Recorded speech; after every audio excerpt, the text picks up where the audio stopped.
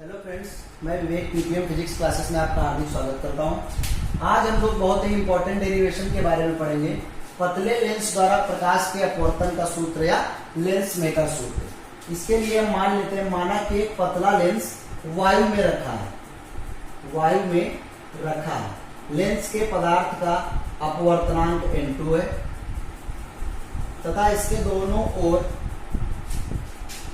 माध्यम का अपवर्तनांक n1 है, यानी दोनों ओर माध्यम समान है। इधर माध्यम हमारा विरल है और लेंस के अंदर माध्यम हमारा कैसा है, सघन। ठीक है, ये लेंस की मुख्य अक्ष है।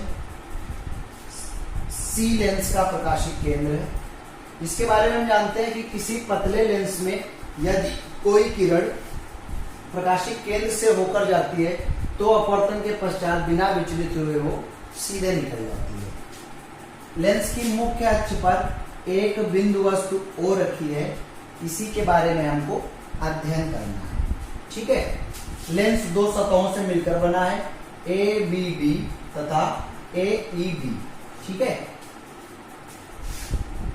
सतह ABD अगर हम देखें तो लेंस की वक्रता त्रिज्याएं अगर R1 और R2 मानते हैं तो सतह ABD को अगर हम पहली सतह ले रहे हैं तो ये जिस गोले का कटा हुआ भाग है उसके केंद्र को हमें जानना होगा, यानी यहाँ कहीं इसका केंद्र आएगा C1 और ये हमारी क्या कहलाएगी, वक्रता त्रिज्या। ठीक है, इसी प्रकार AED के लिए C2 यहाँ कहीं मिलेगा जाके और इसकी वक्रता त्रिज्या क्या कहलाएगी, R2। क्योंकि हम लेंस को बहुत पतला मान रहे हैं अतः ये मान सकते हैं BCE बिल्कुल एक ही जगह पर है, इसीलिए ये यहाँ से डिस्टेंस लेने के बजाय हमने C से काउंट कर लिया। अब बिंदु वस्तु O से एक प्रकाश की किरण सतह ABD पर आपतित करते हैं। ठीक है, ABD पर जिस बिंदु पर आपतित करते हैं उधर पर हम पहले खींच लेते हैं अभिलंब। इसको नाम दे देते हैं N1। जब कोई किरण विरल माध्यम से सघन माध्यम में जाती है तो यह अपवर्तन के पश्चात, लेंस से अपवर्तन के पश्चात अभिलंब की ओर झुक जाती है। ये अभिलंब की ओर झुक गई। ठीक है, और ये सीधे निकल गई जाके बिल्कुल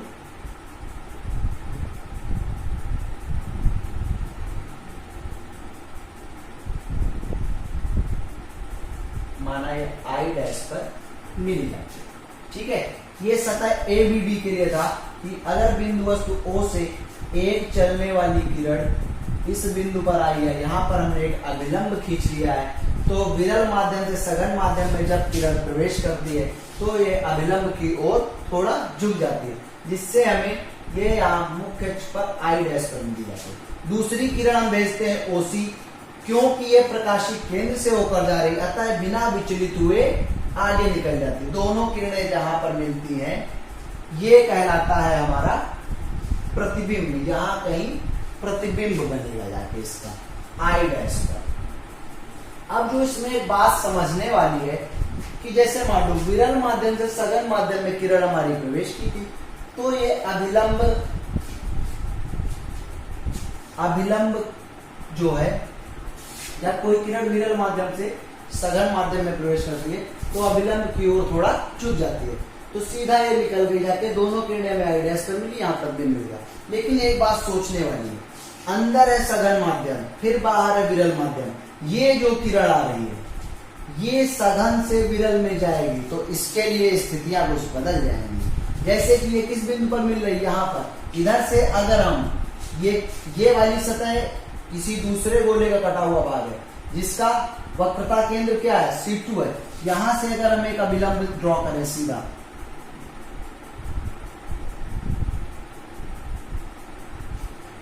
तो जब हमारी किरण सघन माध्यम से विरल माध्यम में जाती है तो अभिलंब से दूर हटती है।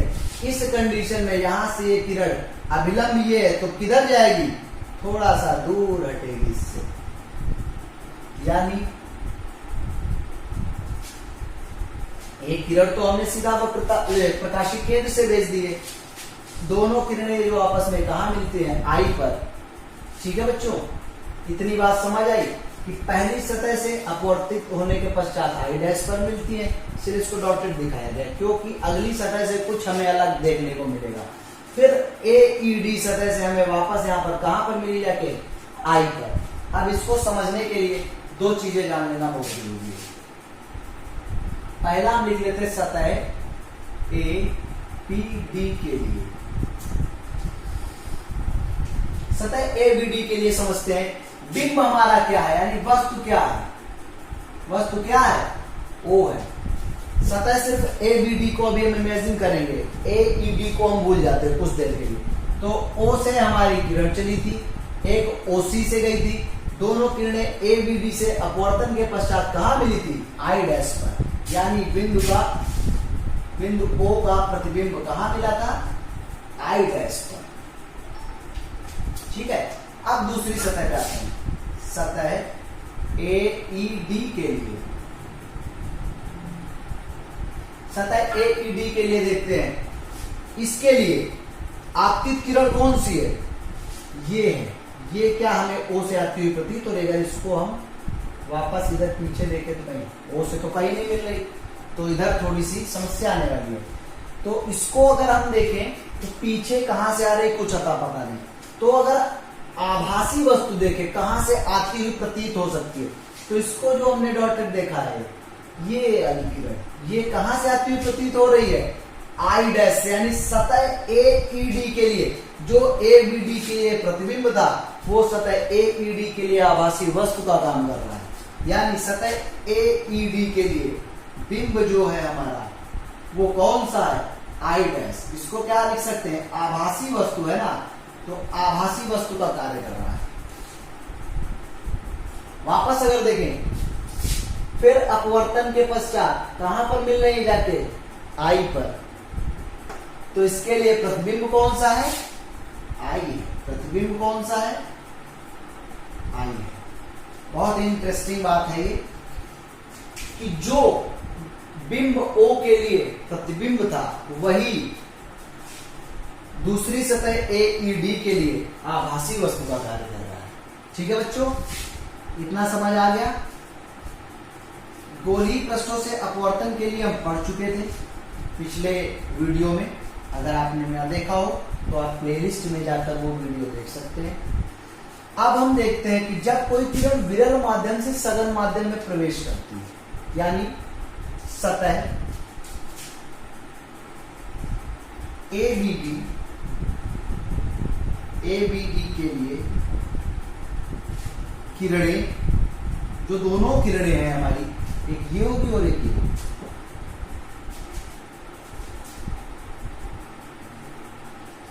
ये जो दोनों किरणें हैं सतह ABD के लिए N1 विरल माध्यम से N1 से N2 में जा रही है। अतः अपवर्तन के सूत्र से, अपवर्तन का सूत्र हमने क्या बताया था, N2 बटे प्रतिबिंब की दूरी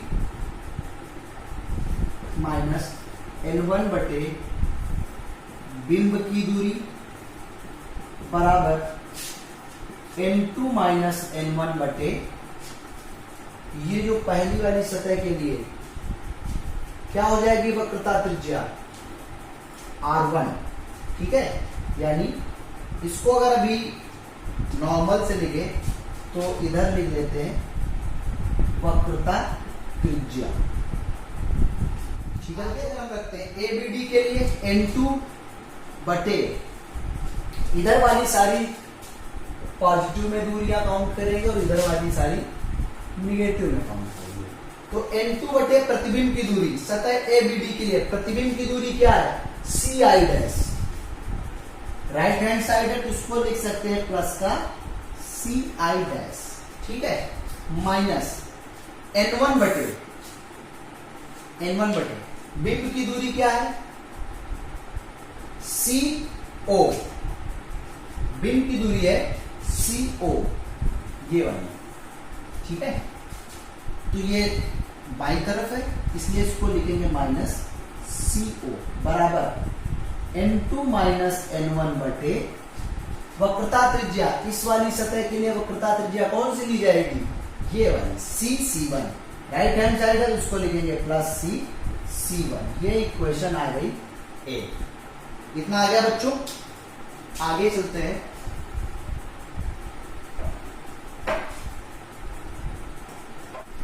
अब बच्चों लेते हैं सतह AED के लिए, सतह AED के लिए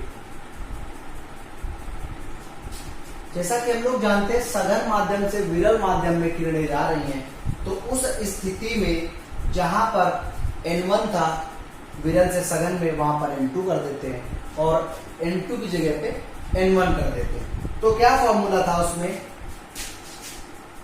N1 बटे प्रतिबिंब की दूरी, प्रतिबिंब की दूरी माइनस N2 बटे बिंब की दूरी बराबर N1 माइनस N2 बटे वक्रता त्रिज्या, वक्रता त्रिज्या, ठीक है, वक्रता त्रिज्या। अब रखते हैं सतह AED के लिए N1 बटे प्रतिबिंब की दूरी क्या थी CI, प्लस है राइट साइड में माइनस N2 बटे बिंब कौन सा था CI dash, right hand side है तो प्लस का CI डैश बराबर N1 माइनस N2 बटे वक्रता त्रिज्या दूसरी वाली सतह के लिए इधर है तो इसको माइनस में C2, इक्वेशन आ गई 2, ठीक है बच्चों। आगे इसको सॉल्व करते हैं। समीकरण 1 तथा 2 को जोड़ने पर तो राइट हैंड जुड़ेंगे और लेफ्ट हैंड साइड जुड़ेंगे। तो N1 बटे CI माइनस N2 बटे CI डैश प्लस N2 बटे CI dash minus minus minus plus हो जाएगा यहाँ पे, प्लस N1 बटे CO equals to the N1 minus N2 बटे minus C2 plus N2 minus N1 बटे प्लस C1, ठीक है। N2 बटे CI डैश, N2 बटे CI डैश कैंसिल हो गए। आगे इसको थोड़ा सा सॉल्व करते हैं। इधर क्या बचा जाके हमारा N1 बटे CI प्लस N1 बटे CO, ठीक है, इक्वल्स टू द, ये आ गया माइनस ऊपर तो माइनस N1 माइनस N2 बटे C2 plus N2 minus N1 बटे C1, इतना मिल गया। अब इसके बाद आगे हम देखते हैं N1 बटे CI प्लस N1 बटे CO equals to the N2 minus N1 हम ले लें कॉमन, ठीक है। तो अभी माइनस माइनस अंदर भेज देते हैं तो ये हो जाएगा N2 माइनस N1 बटे C2 plus N2 minus N1 बटे C1, ठीक है। आगे सॉल्व करते हैं N1 बटे CI प्लस N1 बटे CO equals to the N2 minus N1 1 by C2 plus 1 by C1, ठीक है। ये इक्वेशन मिल गई तीसरी इक्वेशन मिल चुकी है। अभी इसके बाद अब हम आगे देखेंगे इनके मान रख के सभी, ठीक है। मान रखने के लिए सबके बारे में जानना जरूरी है। मान रखने के लिए देखो वस्तु की दूरी हमेशा क्या ली जाती है u, ठीक है। प्रतिबिंब की दूरी I डैश तक ले लेते हैं v डैश और आई तक की ले लेते हैं v। ठीक है, अब सारे मान रखते हैं पुनः चिन्ह लेने पर, पुनः चिन्ह लेने पर। अभी देखते हैं C1 क्या होगी, प्लस का R1। ठीक है, CI क्या होगी, प्लस का V। CI डैश तो हमें जरूरत है नहीं। CC2 क्या होगी, CC2 लेफ्ट हैंड साइड है, माइनस का R2। और हमें क्या इसमें जरूरत पड़ेगी, CO इक्वल्स टू माइनस। ये सारे मान समीकरण 3 में रखने पर तो N1 बटे CI का मान है V प्लस N1 बटे CO का मान है माइनस का U बराबर N2 माइनस N1 ऐसे ही।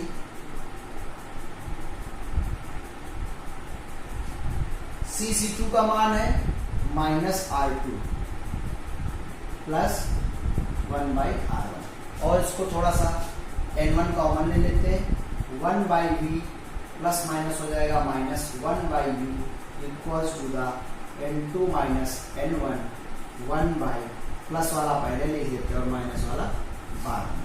इक्वेशन नंबर मिल गई 4। ठीक है, अभी इसको अगर N1 हम उधर भेज दें तो 1/V minus 1/U equals to the N2 minus N1 बटे N1 1/R1 माइनस 1/R। आगे लिखते हैं, यदि N सघन माध्यम का विरल माध्यम के सापेक्ष अपवर्तनांक है, यदि N सघन माध्यम का विरल माध्यम के सापेक्ष अपवर्तनांक है तो उस स्थिति में N इक्वल्स टू N2 बटे N1 लिख सकते हैं। तो 1/V minus 1/U equals to the N2 बटे N1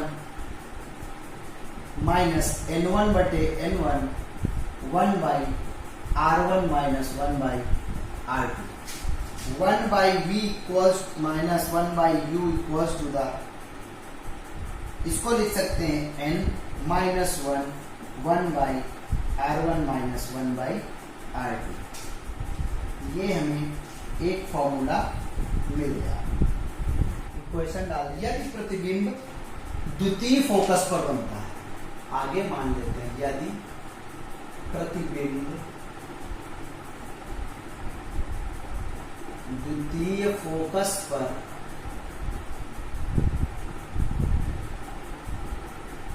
बनता है तो उस स्थिति में क्या होता है। द्वितीय फोकस के बारे में हमने आपको बताया था कि यदि प्रतिबिंब द्वितीय फोकस पर बनता है तो उस स्थिति में वस्तु हमारी कहां पर होती है, अनंत पर। तो v इक्वल्स टू f रखेंगे, u इक्वल्स टू इन्फिनाइट, तब रखेंगे 1/f माइनस one by infinite equals to n minus 1/R1 minus 1/R2।